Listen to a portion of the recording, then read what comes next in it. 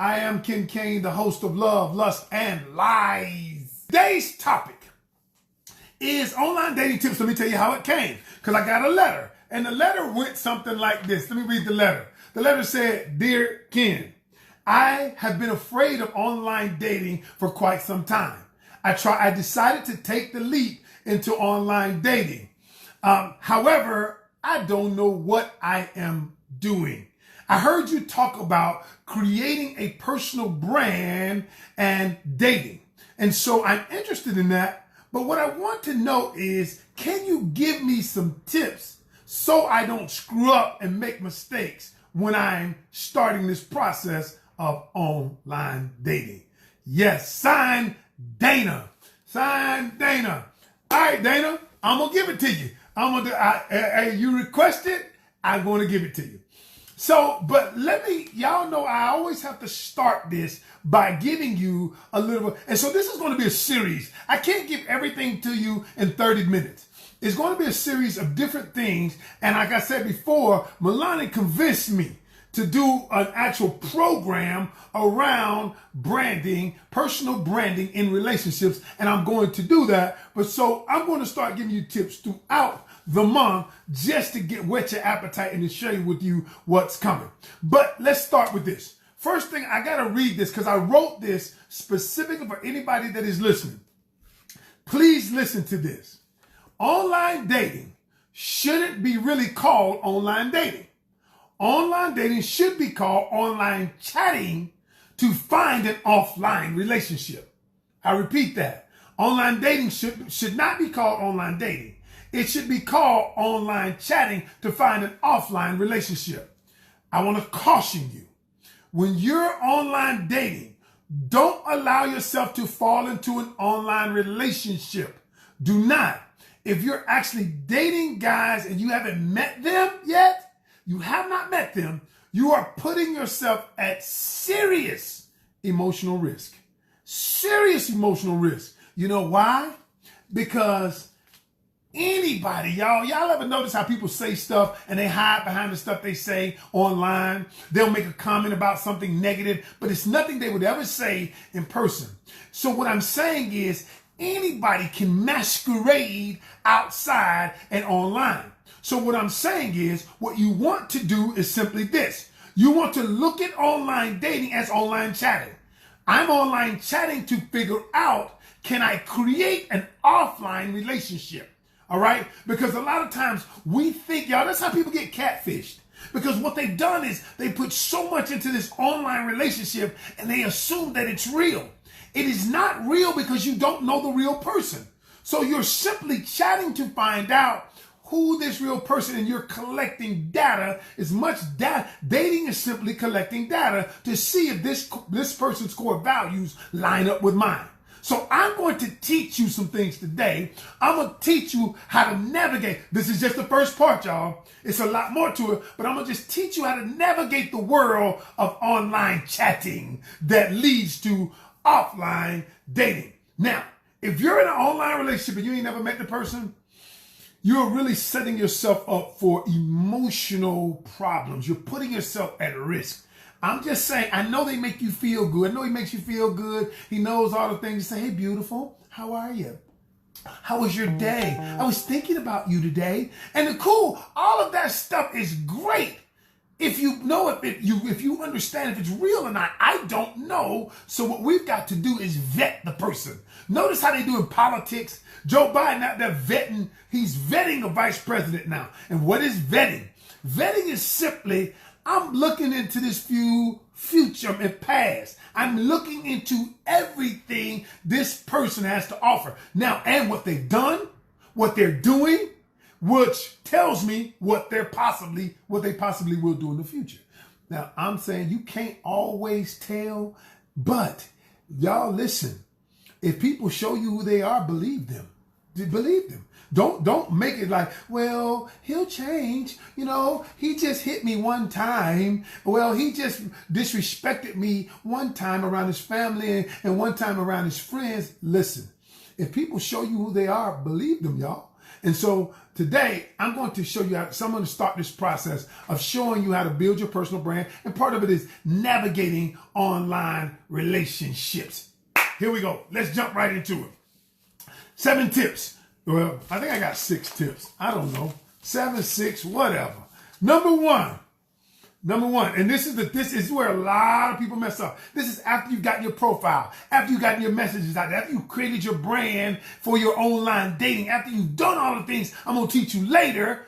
But if you're already out there dating, you're going to do this stuff now. So first thing is you have to, number one, tip 1, you have to be willing to go after what you desire. Now, this ain't going to sit well with a lot of people. You have to go after you have to be willing to go after what you desire. See, there are some women out there who say, I'm from the old school, okay? I want a man to approach me, okay? I want a man to approach me. I get that.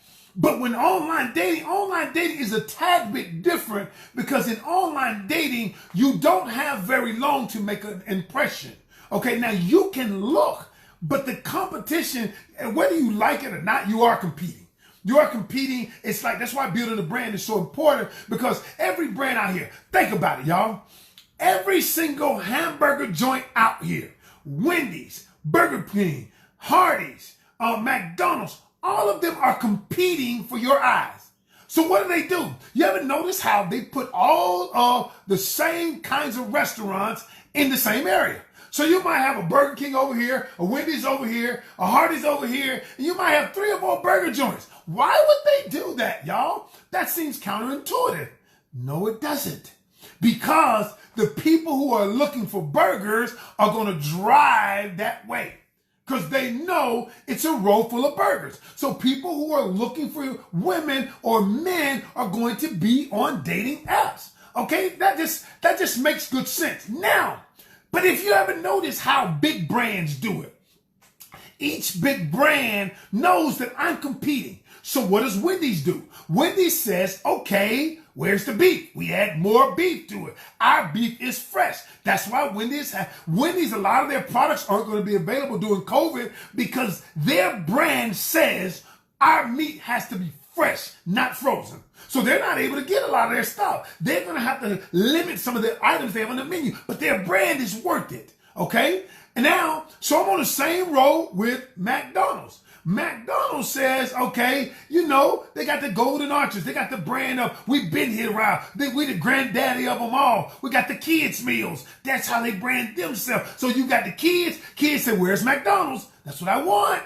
all right? And so Burger King says, you know, flame broiled burger. Get it the way you like it. Okay, we'll customize it. And so what happens is, in the dating arena, it makes sense, because if you're saying that you're not going to go online, that's ridiculous. You have to go where the eyes are. That's why all of these restaurants, similar restaurants, are right there. So the first thing I got to tell you is you have to understand this.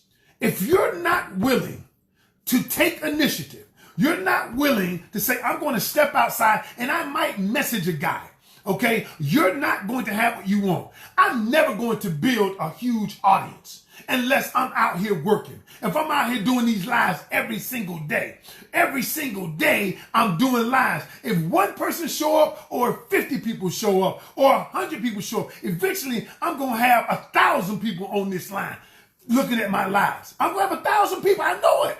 Now, it's not going to be today, but I got to be willing to take the initiative. I got to be willing to step forward. So look, once you say, okay, I see a guy I like, but what you're so afraid of is you're so afraid of rejection.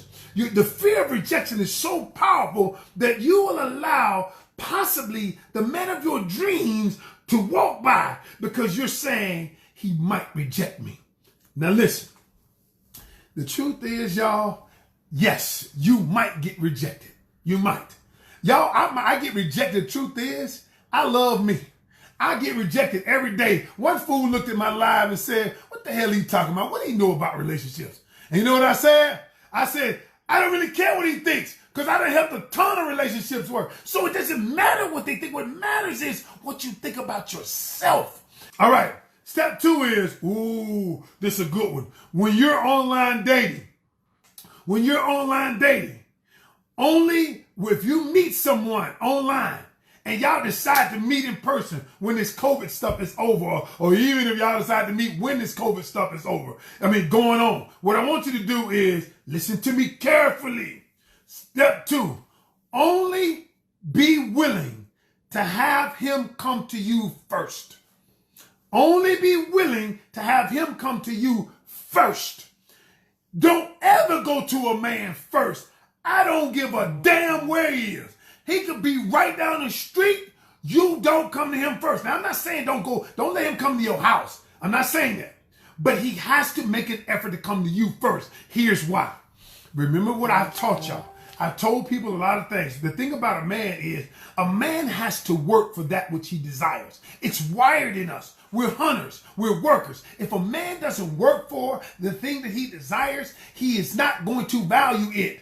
And you have to be willing to find out what he's willing to invest.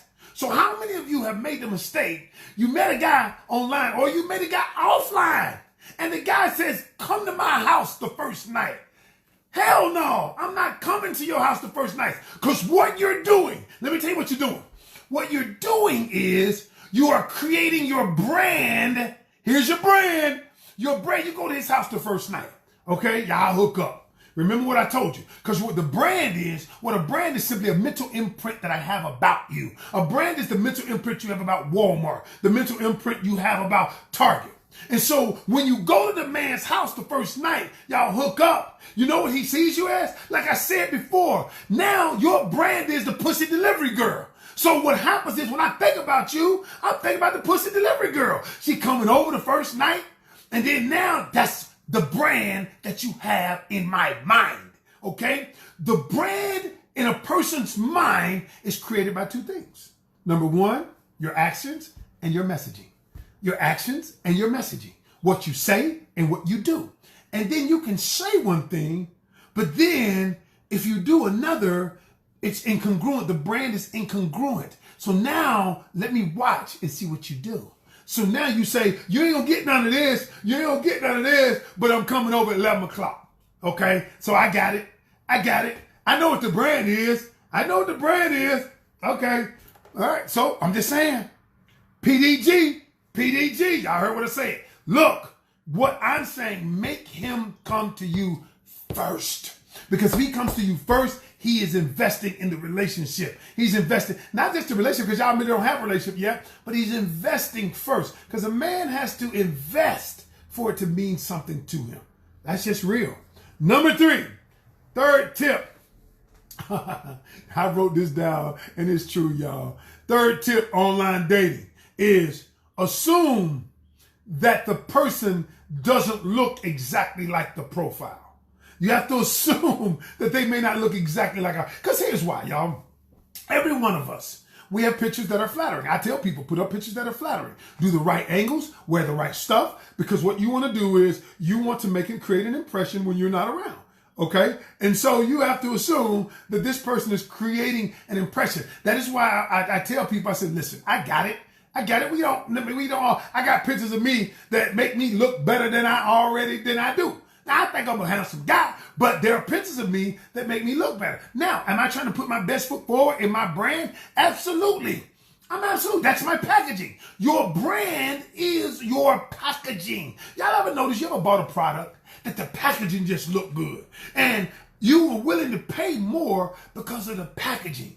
What I'm teaching people in their branding is when you're in a relationship, make sure your packaging looks good. I'm not saying that all of us, we all look different. Some of us got a little more belly than others. That ain't what I'm talking about. But you can package all of that up. You package yourself up in a way that looks good. Now, what happens is a lot of people, now what I'm telling you is this.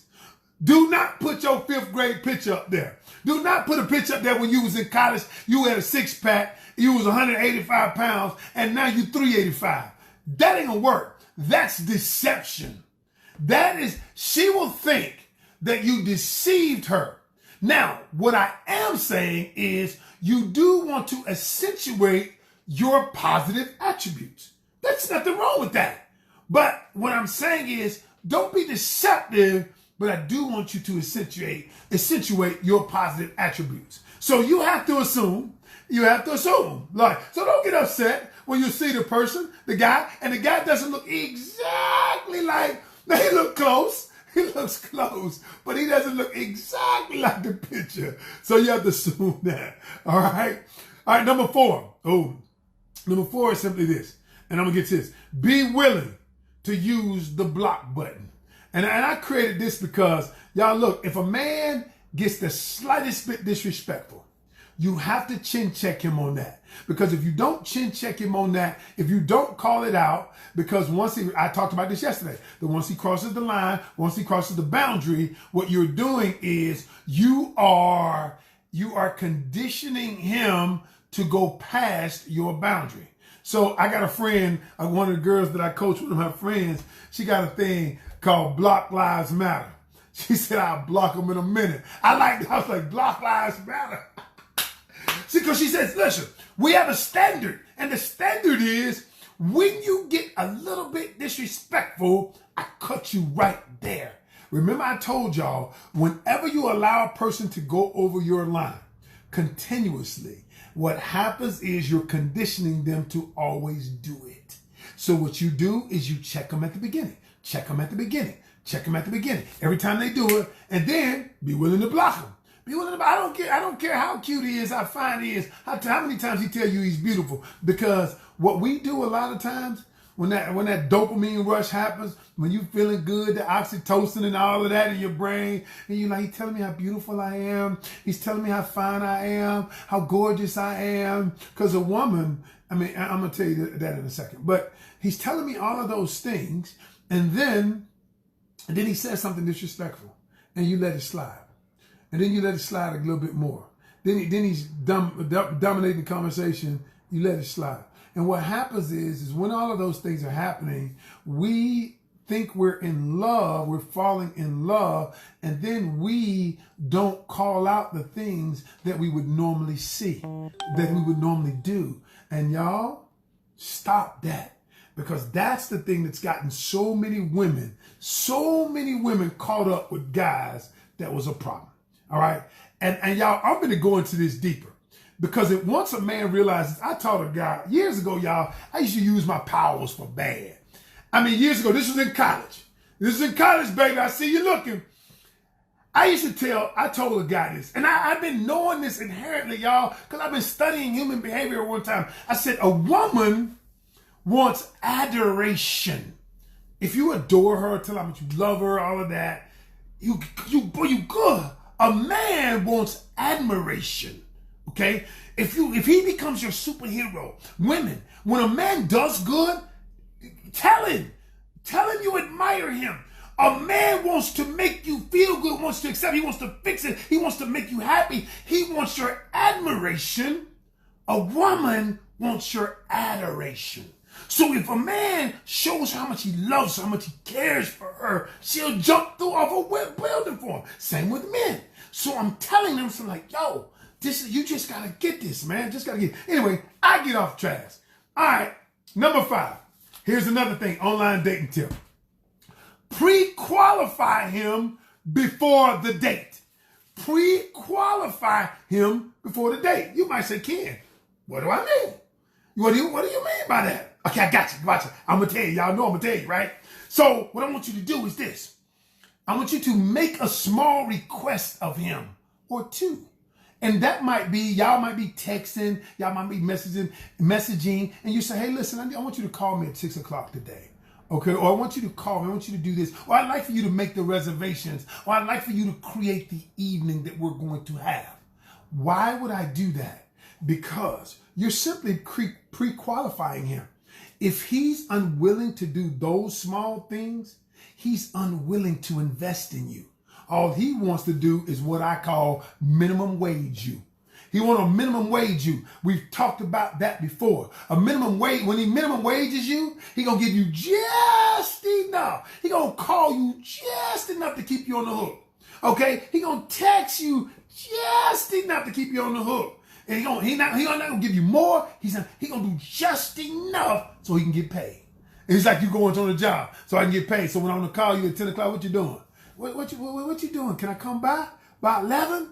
And so what he gonna do is minimum wage you. And how many women are allowing the guy to minimum wage you? If you are online, you're dating online, still require him to do something. You may not know him, but what he's doing is it's nothing more than a test. And you're testing to find out exactly what he's willing to do for you. He will show you. Now listen, it's gonna go deeper. We're gonna get deeper into this. But I just want to tell you this. The last thing is one of the most powerful things. Well, and I even got rid of it. So when you get the date with the guy, you go on a date with somebody, you go on a date with him you met him online, right? Step number 6 is this. Remember, a first date is not a date. Now notice what I said. A first date is not a date. A first date is a meetup. It's simply a meetup. Like you would meet a person in a bar. You would meet a person at a game. You would just meet a person over a friend's house. It's nothing more than a meetup. What happens is you've been talking to a person a long time. And then when you're talking to a person a long time, you meet for the first time, and then you get upset when the person doesn't call you anymore. Because you look at the first date as a date. I look at it as a meetup. So we're meeting up. We've talked, and now we're meeting up. But during the meetup, it's what you do during the meetup that is going to make the difference, that is going to let you know whether this person is the one for you. So what do you do during the meetup? Here's what you do. You know how sometimes you meet somebody, y'all met in person, then you go, you kind of nervous because they're going to see you for the first time, or maybe they saw you on live, but you meet for the first time, you don't know how the conversation's going to go, and you're all scared, and you just like, whoo, butterflies, and all of that stuff. You feeling good because he liking you, and all of that. Let me clear your head for a moment, all right? So let me clear your head for a moment. So this is what I want you to do. And if you need to refer back to this video or get one of your friends to refer back to this video if they're going on a date, do that. Here's what you do. Remember, first date is a meetup. You have two purposes. Number 1, collect data. You're just collecting data. Dating is simply collecting data. Okay? Number 2, you're doing a culture interview. What is that, kid? Whoa, what is that? You're doing a culture interview. So in my wife and I's latest book called The Canion Culture, Creating Relationships That Last. In the book, we took a whole different approach. We wrote about companies that have great cultures. Because what we figured out some things is that companies that have great cultures, people want to stay in the culture. They don't want to leave. Google, Zappos, there's tons, Squarespace, tons of companies that have all of these great cultures that it's hard to get a job in there. And so what happened is this. And I'm going to use Zappos for instance. It's in our book, y'all. Zappos has this interview, and I've talked about it before. They have 2 interviews. They have what they call a skill interview, and they have a culture interview. And in that culture interview, you're asking questions that's to find out if the person aligns with the culture of the organization. Okay? Culture of the organization. So what you're going to do, now how do you do the culture interview? Watch this. All you're going to do on the first meeting is you're going to have 5 questions that you're going to sprinkle in the conversation. 5 questions that come from our book, Just Ask. Me and Melani's book, Just Ask. 50 questions to find out if he's the one. Okay, now I'm going to give you a couple of questions. Only 5 questions, y'all. We're just sprinkling them in during the conversation. Just sprinkling them in. Sprinkling them. Right. So one of the questions you're going to ask the person is, all right, coming from our book, and y'all need to get that book. It says this. Tell me, after you get it, what do you find attractive in a woman? What do you find attractive in a woman? Now, the fool going to be like, wait a minute. It's going to make him think. Because what he's going to have to do is he's going to have to say some things that are not superficial. Like, he can't say nothing like, I like if she got a fat ass. I like if she got big breasts. He can't say all that. He can, but he has to think on a deeper level, and you got to get, now you, when you're listening, you're active listening to figure out, you don't hear just what he's saying, you hear what he's not saying. So then you have your 5 questions. Another question is simply this: what personality traits do you like in a woman? Now, these are questions that make him go to the heart of his core value system. Because remember, all you're doing is collecting data. All you're doing is collecting data. And then the next thing, the last thing I want you to do is when you meet him in person, I know it's going to be kind of stale. I want you to always have a story. Always have a story to talk about. A funny story, a story about you where you were, you might have missed class, your shoe broke. A funny, real story. Or it don't even have to be that funny, but a real story about you. What am I doing? What I'm doing is simply this. I'm allowing him into my world as far as I want him to go. When you share first, he's willing to share too. When you're willing to be authentic and transparent, he's willing to be authentic and transparent. So I'm saying, number 1, you're going to have 5 questions. 5 questions that get to the heart of what he thinks. And then you're going to have a funny story that tells him something about you that allows him to open up to. Here's the word for the day. The word for the day is simply this: the thing that you seek seeks you. You just have to be willing to go all the way to find it. The thing that you seek seeks you. You just have to be willing to go all the way to find it. And that simply means that no matter what people say, it doesn't matter what they say. What are you willing to do to get what you want? All right, y'all. I'm out. I'm your boy Ken Canion, the host of Love, Lust, and Lies.